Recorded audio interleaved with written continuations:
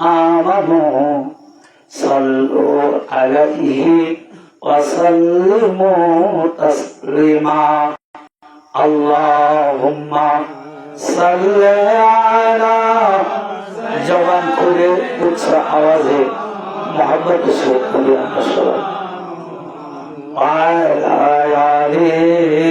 سيدنا شفيعنا رن مذهب ابن علی ور دن کٹانے کو سلے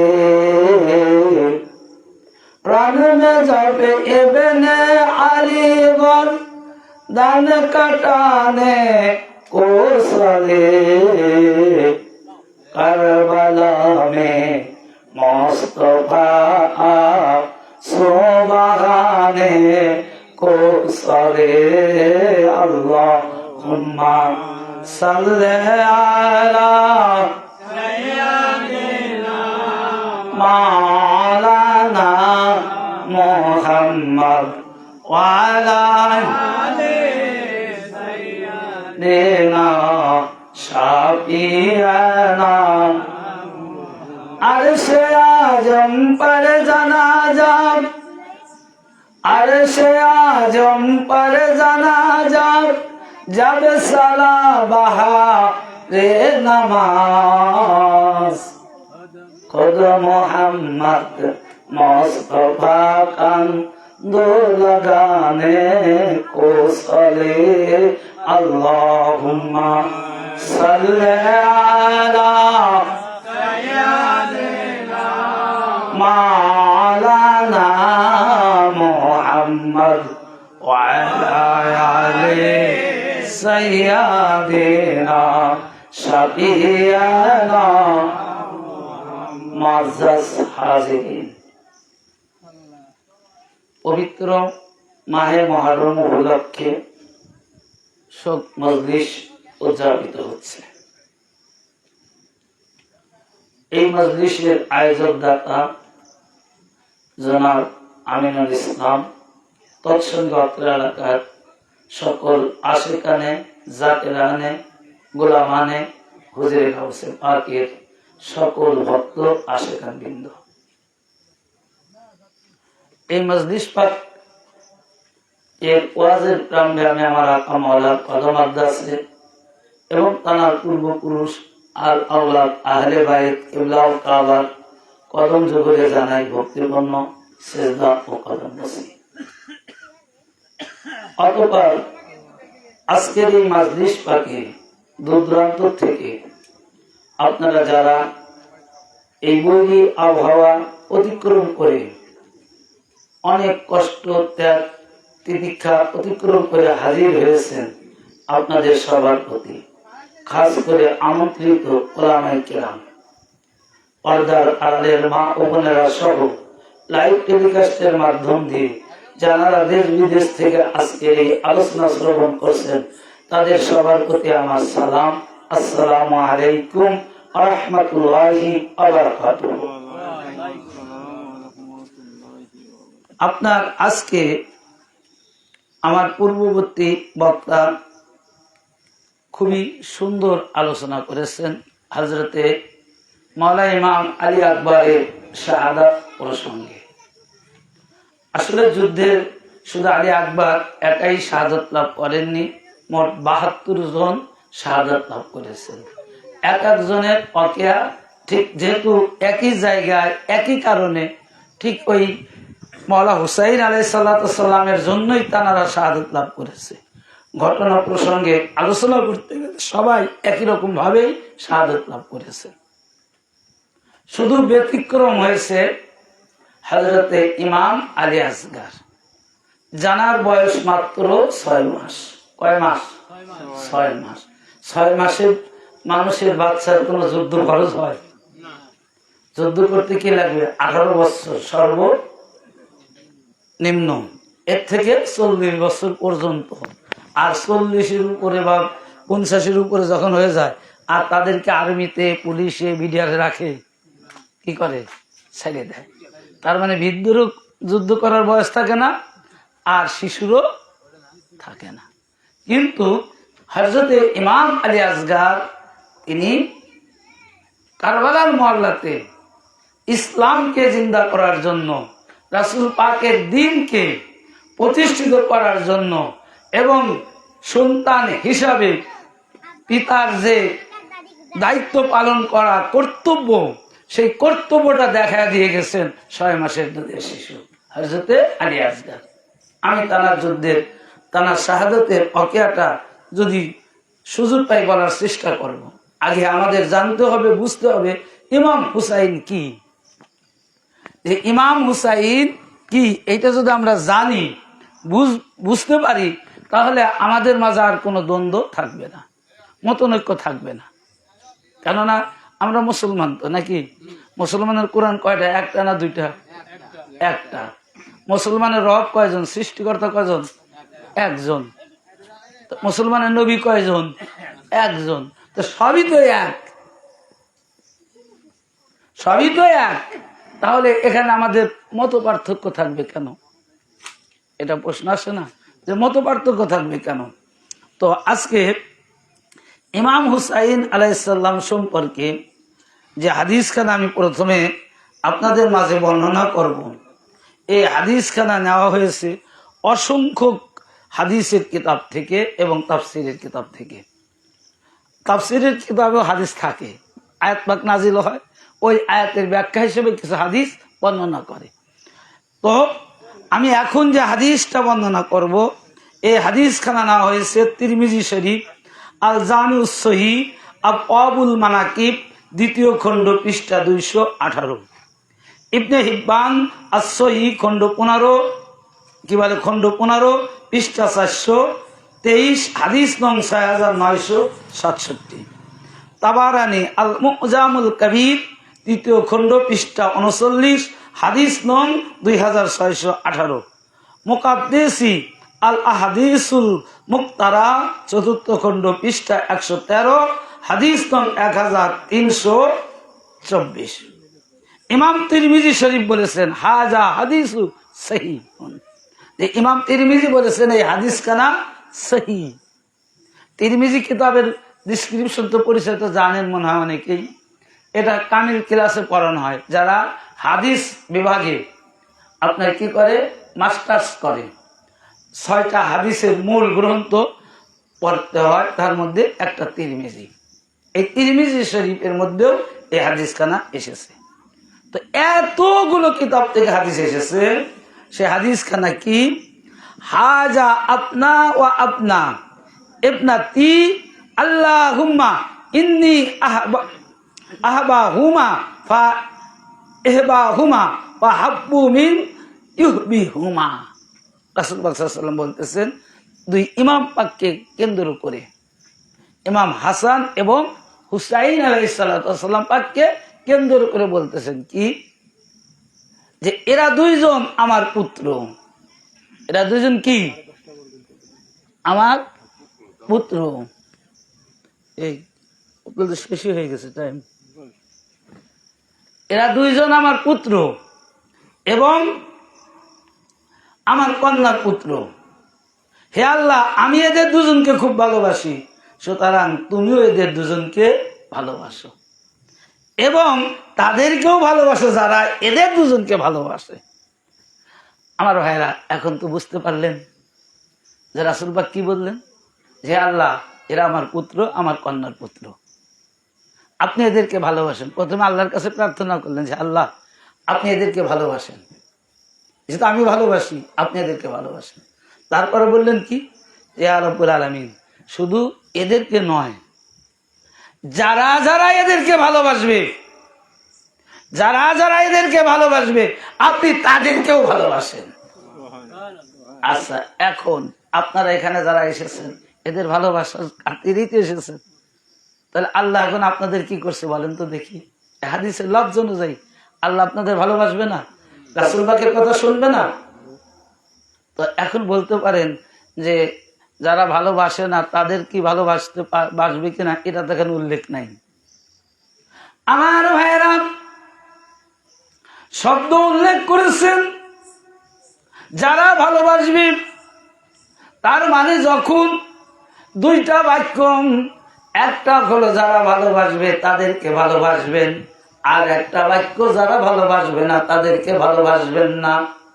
যদি এই বাক্যটা অর্থাৎ পজিটিভ বাক্যটা যখন কি হয়েছে, উল্লেখ হয়ে গেছে, প্রকাশ হয়ে গেছে, আর কি নেগেটিভ বলার প্রয়োজন আছে? আর নেগেটিভ বলার প্রয়োজন আছে? আর আল্লাহ তো সবচেয়ে জ্ঞানী, আল্লাহর কোনো জ্ঞানের কোনো শেষ আছে?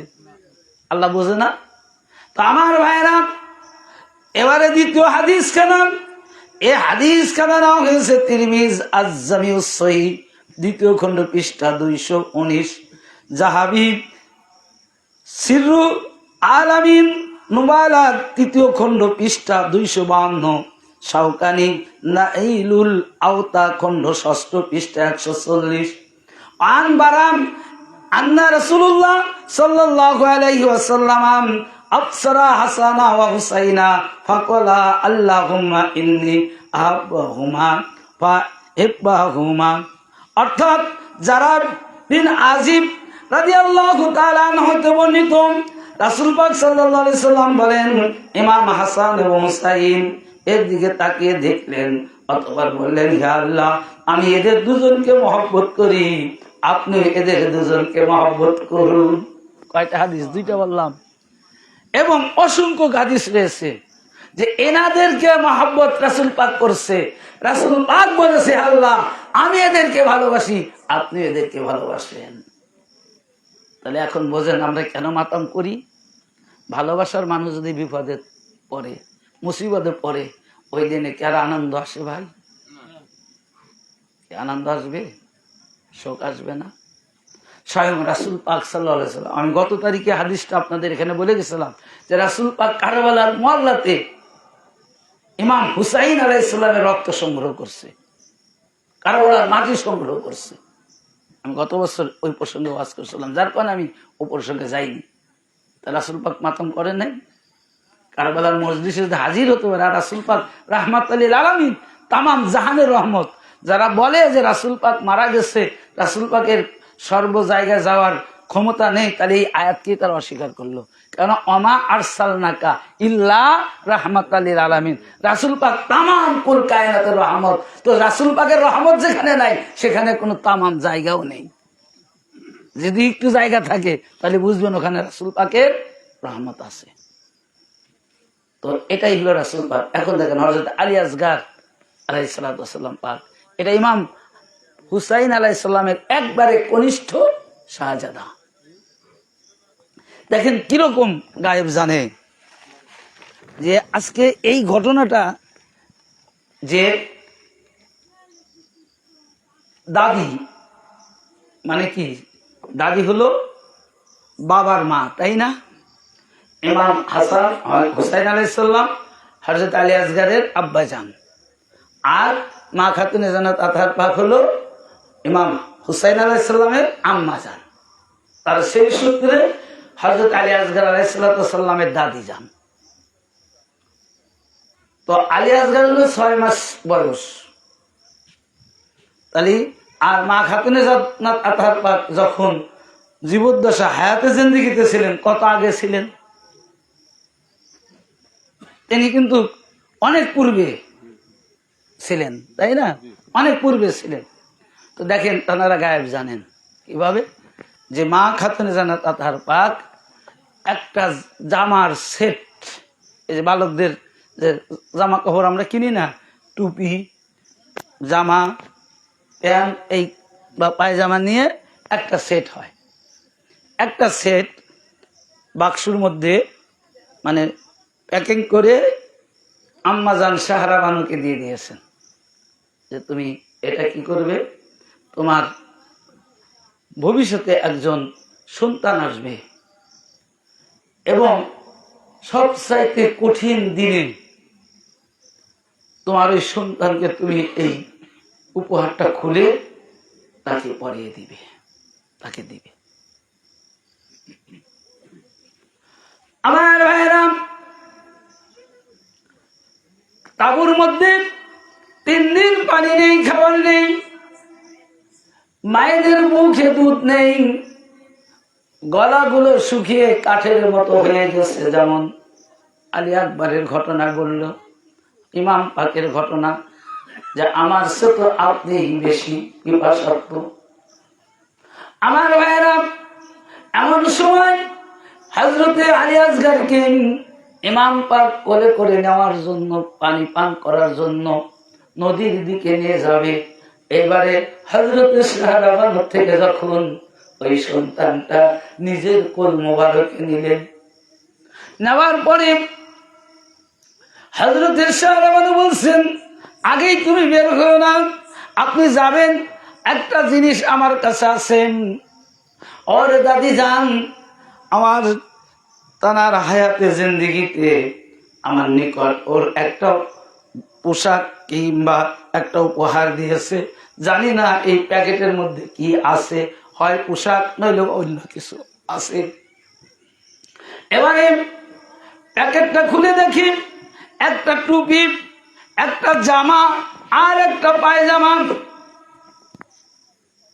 এবারে এত নূরের মতো চেহারা, এত উজ্জ্বল আলোকিত চেহারা হযরত আলী আসগর আলাইহিস সালাতু ওয়াস সালাম পাকে। এবারে কি করলেন, আমি যান ওই টুপিটা তার মাথায় পরিয়ে দিলেন, জামাটা তার গায়ে পরিয়ে দিলেন এবং পরনে ওই সালোয়ারটা পরিয়ে দিলেন। এত সুন্দর চেহারা, আকাশের সূর্য ওনার আলোর কাছে হার মেনে যাচ্ছে। এবং তিনি কি করলেন, একটা কালো কালো চাঁদ আঁকিয়ে দিলেন, সূর্যের মতো একটা চাঁদ আঁকিয়ে দিলেন।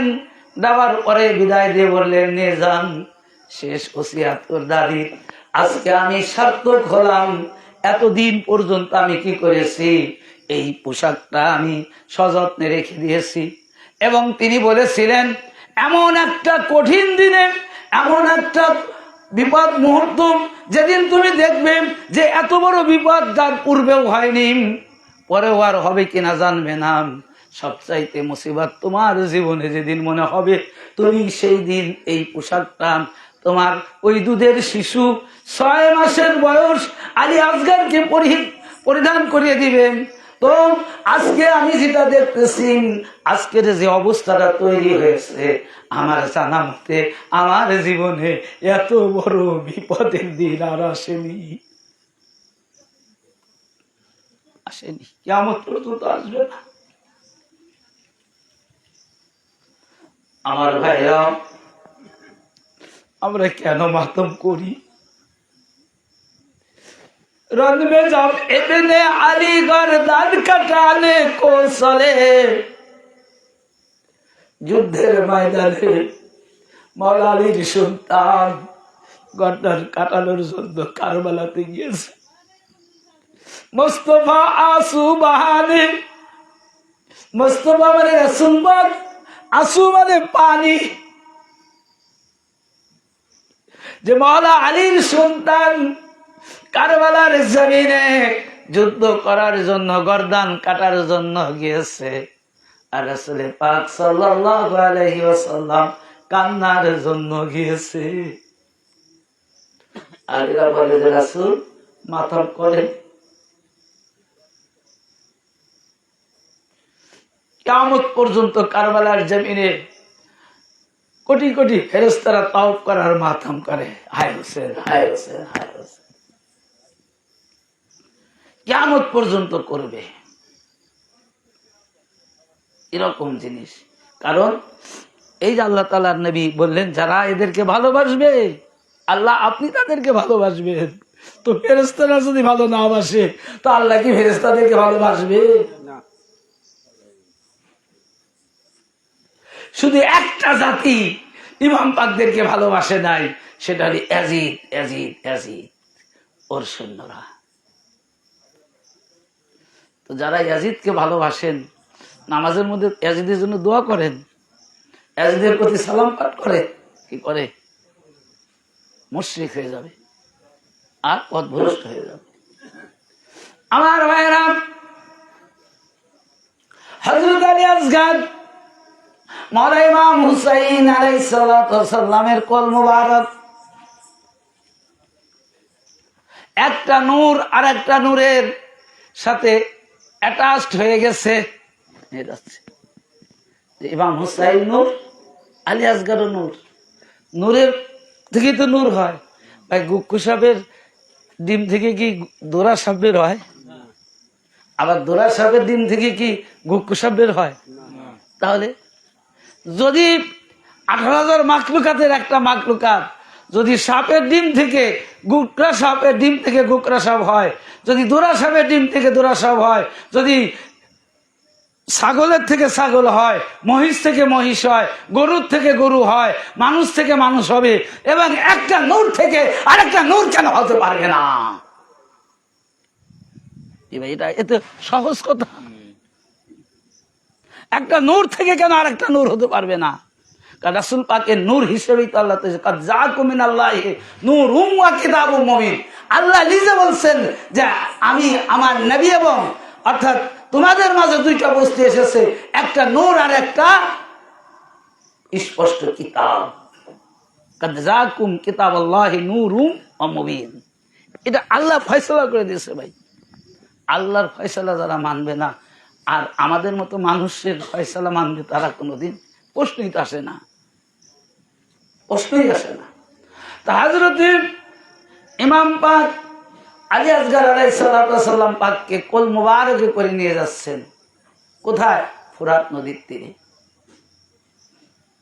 প্রথমে কিছু ভাষণ দিয়ে বললেন যে দেখো, যুদ্ধ যদি হয় আমার সাথে হবে, কারণ শত্রু আমি, তোমরা মসনদ চাচ্ছ, তোমাদের হাতে আমি বায়েত হচ্ছি না, এটাই তো অপরাধ। তো আমার এই দুধের শিশু এ তো তোমাদের কোনো ক্ষতি করেনি, এখনো সে বয়সই তো হয়নি, যে বয়সই তো হয়নি তো ক্ষতি করবে কি করে? তো বললো যে তোমরা এমন কোন হৃদয়বান ব্যক্তি নাই। দেখেন এখানে কিন্তু কিভাবে প্রমাণ হচ্ছে। এই যে আল্লাহ তাআলা বললেন, যারা রাসূল পাক বললেন যারা ইমাম পাককে ভালোবাসবে, আল্লাহ তুমিও তাদেরকে ভালোবাসো। যারা ইমাম পাককে ভালোবাসবে সেই হৃদয় কোনোদিন তাদের কষ্ট দেখতে পারবে? এই জন্য বলেন যে এমন কোন হৃদয়বান ব্যক্তি নাই যে আমার এই দুধের শিশুকে এক ফোঁটা পানি দিয়ে আজকে তোমরা হেল্প করবে। বলেন তো, দিয়েছিল পানি?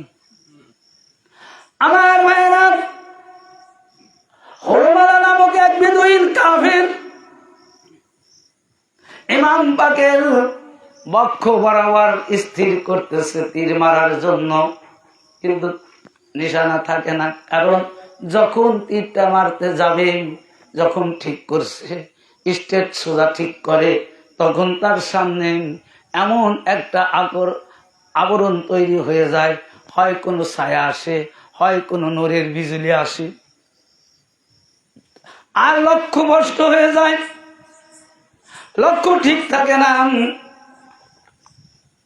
তো যখন শেষ একবারে এমন ভাবে স্থির করেছে, আর নূর আসেনি, আর কোনো ছায়া আসেনি, অমনি ওই অবস্থায় কামান থেকে তীর টেনে মেরে দিয়েছে, ধনুক থেকে তীর টেনে মেরে দিয়েছে।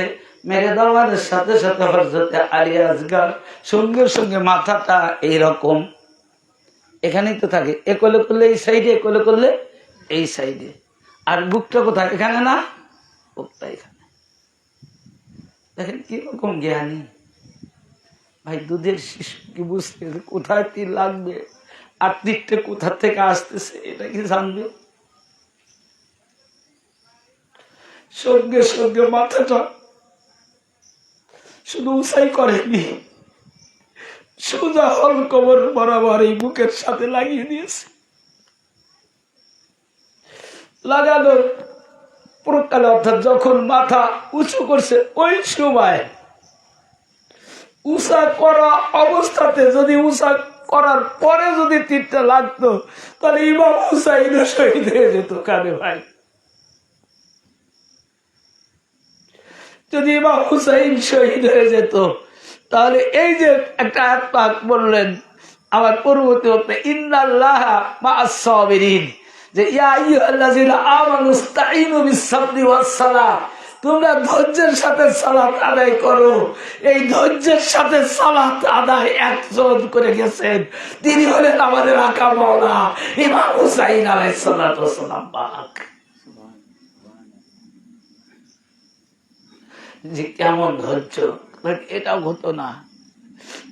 তো হযরত আলী আসগার মাথা টান দিয়ে কেবল বুকের কাছে নেমে আর তীরটা লেগে গেছে। তো হযরত আলী আসগার বলতেছেন যে আব্বা গো, আমার অলকবরটা আর একটু বড় হলো না কেন? যদি আমার অলকবরটা পুরাটা বড় হতো, পরিধি যদি আরটু বড় হতো, তাহলে আপনার হাত মোবারকে এই তীরের আঘাতটা লাগতো না। গলা ভেদ করে এই বাহুতে লাগে। আমার ভাইরা, হযরত আলী আসগার আলাইহিস সালাতু ওয়াস সালাম পাক ওই রক্ত শরীর অবস্থাতে ইমাম পাক অমনি পানির থেকে সোজা হয়ে দাঁড়িয়ে নদীর তীরে চলে আসলেন এবং রক্ত কি করতে চাচ্ছে, ওই রক্ত কিছু রক্ত আকাশের দিকে ছুটতে চাইলেন। আকাশ থেকে জবাব আসলো যে হে মাওলা, হে সাইয়্যিদ, আপনি যদি আপনার এই ছেলে রক্ত আমাদের আকাশে ছুঁড়ে মারেন, কিয়ামত পর্যন্ত আকাশ থেকে আমরা পানি ছেড়ে দেব না। ভাই, আকাশ থেকে যদি পানি না আসে, এই দুনিয়ায় জিন্দেগিতে 18,000 মাখলুকাত থাকবে? থাকবে না। ইমাম পাক আর আকাশে রক্ত ছুড়লেন না। কত দয়ালু, নিজে বাঁচছে না, নিজের উপর মহাবিপদ, সেই বিপদের মধ্যেও নানার উম্মতের কথা ভেবে গেছে। ভাই আমার ভাইরা, এবারে রক্ত জমিনের দিকে ছেড়ে দিতে চায়। জমিন থেকে আওয়াজ আসছে, মাওলা গো, ও মাওলা হুসাইন, আপনি আমার মাওলা, আপনি আমার আকাই নয়, আপনার কারণে আমি জমিন আল্লাহ সৃষ্টি করেছে আমাকে। আমার বুক থেকে ছিঁড়ে কিয়ামত পর্যন্ত আপনার নানার যত উম্মত আসবেন, প্রত্যেকে এই জমিন থেকে খাদ্য ফলাবে, এই জমিনের খাদ্য খেয়ে তারা বেঁচে থাকবে। আর আজকে যদি আপনি আপনার এই দুধের শিশুর রক্ত যদি এই জমিনের মধ্যে ছেড়ে দেন, ওয়াল্লাহি বিয়াদিহি নাফসি, আমি ওই আল্লাহর কসম করে বলছি যে আল্লাহর হাতে আমার নফস রয়েছে, কিয়ামত পর্যন্ত এই জমিন থেকে একটাও ফসলও ফলাবো না। যে যদি আপনার এই দুধের শিশুর রক্ত যদি আজকে আপনি জমিনের মধ্যে ছেড়ে দেন, তাহলে আমি এই জমিন কথা দিচ্ছি যে এই জমিন থেকে এক টুকরা ফসল আমি ফলাতে দেব না। তাহলে আসমান গ্রহণ করলো না, জমিন গ্রহণ করলো না, তখন তিনি আর চেষ্টা ছেড়ে দিলেন। যেহেতু আসমানও না করেছে, জমিনও না করেছে, তখন গোটা রক্ত নিজের শরীরে মাখিয়ে দিলেন। এক ফোঁটা রক্ত শরীরে পড়তে দিলেন না, এক ফোঁটা রক্ত অন্য কোথাও যেতে দিলেন না। সম্পূর্ণ রক্ত ইমাম হুসাইন আলাইহিস সালাম তিনি তার গোটা শরীরে, গোটা দেহের মধ্যে তিনি মাখিয়ে দিলেন।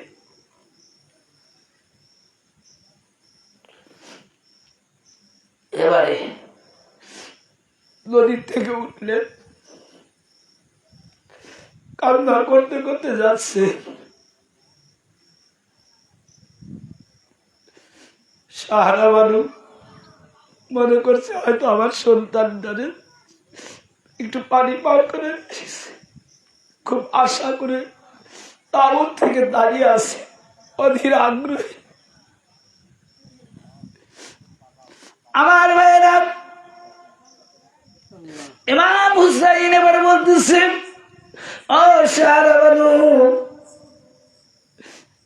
তোমার দুধের শিশু আলী আসগারকে পানি পান করানোর জন্য তুমি আমাকে দিয়েছিলে, কিন্তু আমি এমন কিছু পান করাই নিয়ে আসলাম যে আর কোনদিন তোমার কাছে পানি চাইবে না।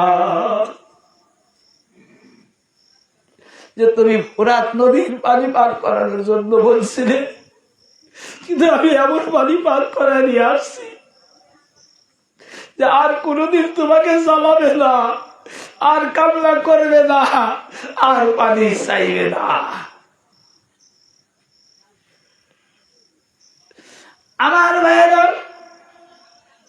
এবারে দুনিয়ার শিশু আলী আসগার আলাইহিস সালাতু ওয়াস সালাম পাককে মায়ের কোলে দিয়ে বললেন, শেষ দেখাটা দেখে নাও, ও আর তোমাকে জ্বালাবে না, আর তোমাকে কষ্ট দেবে না।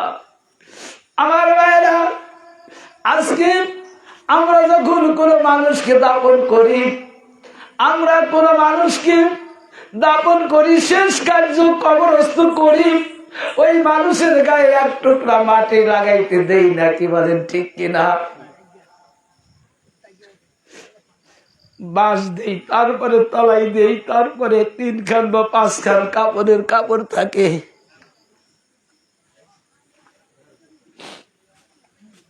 কিন্তু দেখেন, নবীর আওলাদ যাদেরকে সৃষ্টি না করলেন, এই কোল কায়নাতের কোনো কিছুই সৃষ্টি হতো না ভাই।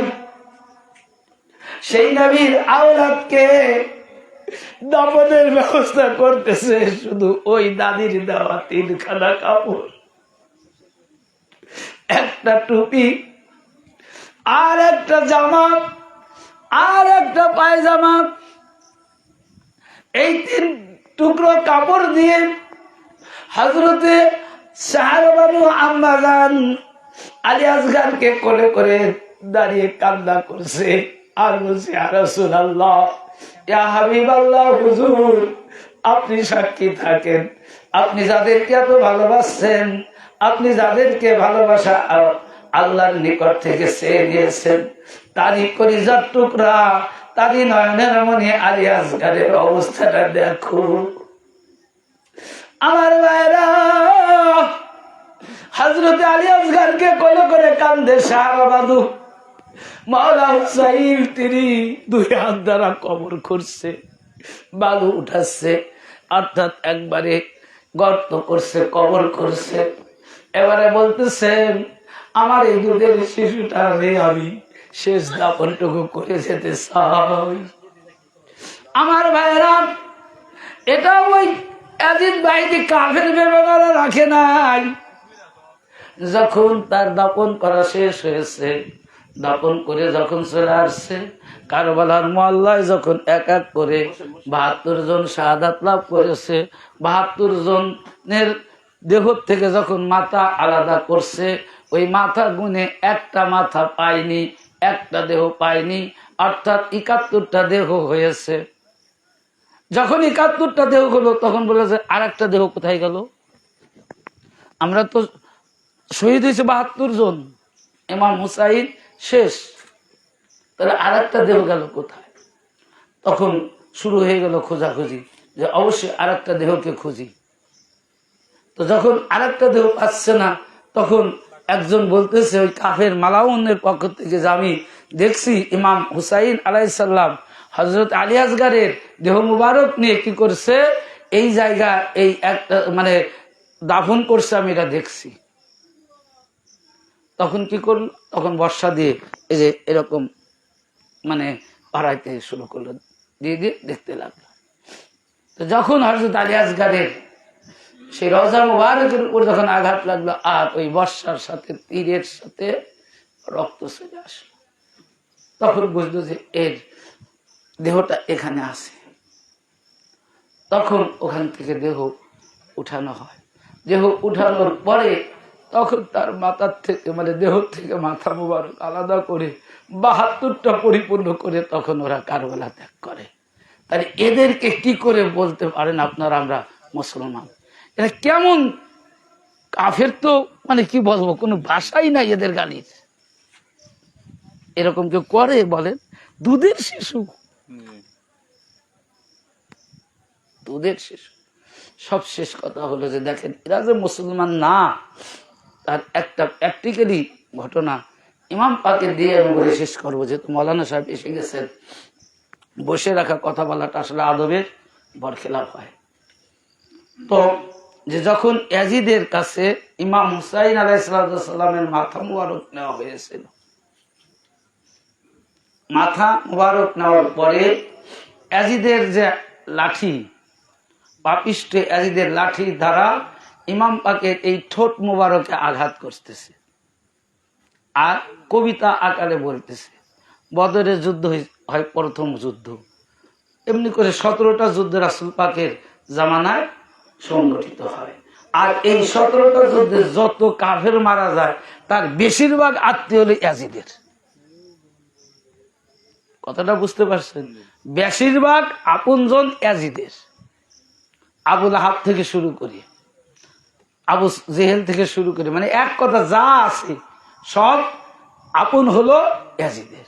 তো ইয়াজিদ তখন বলতেছে ইমাম পাকের মাথা মোবারক, ঠোঁট মোবারকের উপর আঘাত করে করে বলতেছেন, আজকে যদি আমার পূর্বপুরুষেরা, অর্থাৎ ওই যারা মারা গেছে তাদেরকে লক্ষ্য করে বলতেছে, আমার পূর্বপুরুষেরা যদি আজ এখানে থাকতো তাহলে তারা আমার চেয়ে বেশি খুশি হইতো। জোরে বলে নাউজুবিল্লাহ। যে আমি বদলা নিয়েছি, প্রতিশোধ নিয়েছি আমার পূর্বপুরুষদের। ভাই কার প্রতিশোধ নিল? কাফেরের প্রতিশোধের পক্ষ নিয়ে। ইমাম পাকের কলিজার টুকরাদের শহীদ করে, রাসূল পাকের নয়নের মণি কলিজার টুকরা ইমাম হুসাইনকে শহীদ করে যে লোক পূর্বপুরুষের প্রতিশোধ নিতে পারে, আপনাদের কাছে আমি প্রশ্ন ছেড়ে দিয়ে গেলাম, আপনাদের জ্ঞানের উপর আমি ছেড়ে দিয়ে গেলাম, আপনারা বুকে হাত রেখে চোখ বন্ধ করে বলেন এমন কোন কাজ কোন মুসলমানের বাচ্চা করতে পারে কিনা? করতে পারে? কারণ একটা যুদ্ধেও মুসলমানরা শহীদ হয়েছে, না ঠিক আছে, শহীদ হয়েছে মুসলমানেরা, কিন্তু তারা এরকম করেনি। তো যে ব্যক্তি পূর্বপুরুষদের প্রতিশোধ নিতে পারে, পূর্বপুরুষদের কে কবিতা আকারে বলতে পারে যে আজ আমার চেয়ে বেশি খুশি হতো যদি আমার পূর্বপুরুষেরা এখানে থাকতো, তো তার পূর্বপুরুষেরা কাফের, তার পূর্বপুরুষেরা কাফের, তো এই কাফেরের বংশ থেকে আর কি ভালো মানুষ আসতে পারে? আসতে পারে না। এরপরেও যদি এখন আমরা মাথা মোটা না বুঝি তাহলে তারা আমাদের কিছু করার নেই। কি আল্লাহ তাআলা আমাদের জ্ঞান দিয়েছে, বিবেক দিয়েছে, কি দেয়নি? একটা পাগল এটা আলাদা ব্যাপার, তার জ্ঞান দেয় নাই। অন্য কোনো মাকলুকাত তার জ্ঞান দেয় নাই। যদি আজকে গরুর জ্ঞান দিত ওই নাংলা চাষ করে খাওয়া যেত না। আপনি যদি একটা বাড়ি দিতেন ও ফিরে উল্টে আপনার আক্রমণ করত। কিন্তু মানুষের জ্ঞান দিয়েছে, সঠিক বুঝার জন্য মানুষের জ্ঞান দিয়েছে। তো এই জ্ঞান এখনো ভালো কাজে লাগান, খারাপ কাজে লাগায়েন না ভাই। এই জ্ঞান, এই মনুষ্যত্ববোধ যখন নিজের মধ্যে জাগ্রত হবে তখন দায়েমুস সালাত হবে।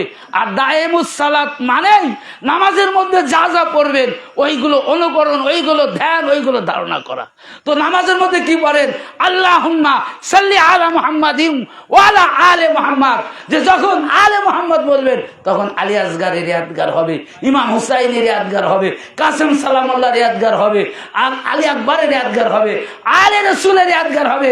বর্তমান জামানার ইমাম ওমর আকামওয়ালা, যিনি বর্তমান আঞ্জুমানে কাদিরের গদিনিশীন, সকল পীরের পীর, সকল তরিকাতের রাহবার হযরত সৈয়দ শাহ ইয়াসুফ আলী আল কাদেরী, তার ইয়াদগার হয়ে যাবে আপনার নামাজের মধ্যে।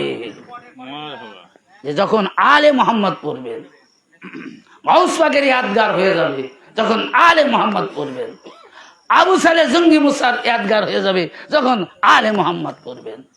তো ভাই মানুষত্ব জাগ্রত করতে হবে, আগে জ্ঞানকে আগে সুস্থতা করতে হবে। জ্ঞান যদি অসুস্থ হয় ওই রকম ওই যে টুফিয়ালা জুব্বালাদের মতো থাকতে হবে। সেই জন্য মহান আল্লাহ রাব্বুল আলামিন আমাদের আপনাদের ভাগ্য সুনসিব যে আমরা আজকে এই সোয়াদে এবারে দ্বিতীয়, আমি এর আগে হয়নি, এই দ্বিতীয়তম এই সোহাদায়ে কারবালার স্মরণে দেখেন এমন একটা ব্যক্তি এমন একটা বাড়িতে হচ্ছে, আমার মনে হয় না যে একটা মিলাদেও যদি সাধারণ হয় এর চেয়ে অনেক বেশি লোক হতো না ভাই, হয়ে যেত। কিন্তু ওই যে ৭২ সবচেয়ে কম সংখ্যক। তো সেই জন্য ঘাবড়াবেন না। মহান আল্লাহ তাআলা আমাদের আপনাদের সবাইকে আলে রসুলের দামান, আলে রসুলের দৃঢ় রশি ধরে শেষ নিঃশ্বাস নেওয়ার তৌফিক দান করুন। সবাই বলুন আমিন। আমা তাওফিক ইল্লা বিল্লাহ। আসসালামু আলাইকুম ওয়া রাহমাতুল্লাহি